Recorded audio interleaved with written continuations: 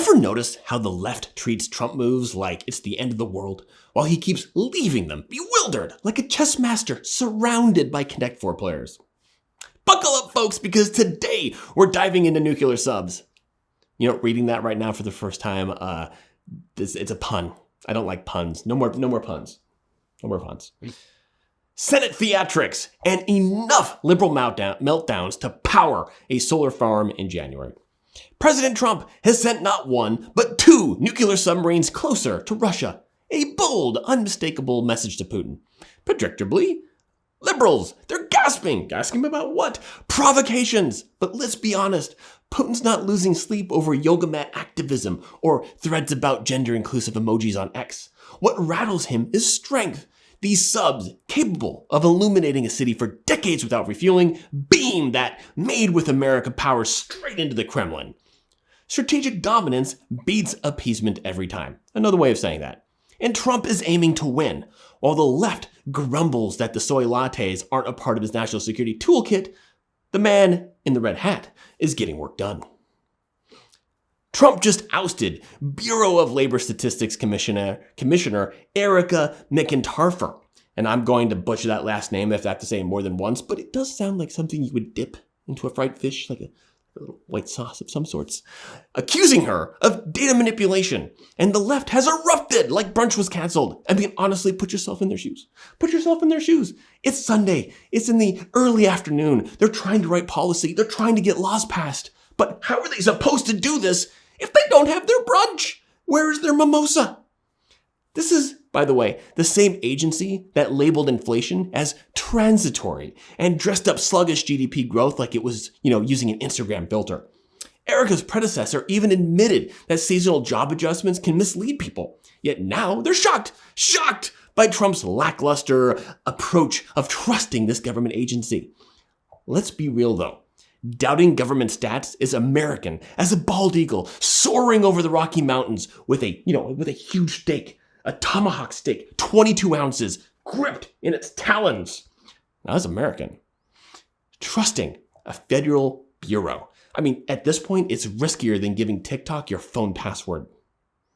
The Senate just confirmed Judge Jeanine Pirro as U.S. Attorney for D.C., filling the seat after Trump's first choice, Ed Martin Jr., got axed over optics. It's always optics. I mean, and honestly, it's kind of like the way DC works at this point. Perception is everything. Judge Jeanine Pirro. Her courtroom nickname, you might ask. It's the Buzzsaw. Imagine her cutting through the shady evasions of DC's most entrenched swamp dwellers. Naturally, Democrats are wailing over Republicans rushing the process. This coming from the same crowd that once blitzed judiciary nominations like they were Black Friday deals. This was just a year ago. Efficiency isn't illegal, folks. Maybe try it the next time the liberals are trying to, duct tape together a 2-year budget plan. And then there's the new tariffs.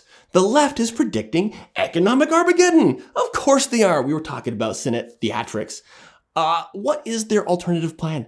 You need to have an alternative plan. You're going to criticize what we're doing? Then just go ahead and come up with an alternative plan. What do you got for us? What do you want us to do? Trust China.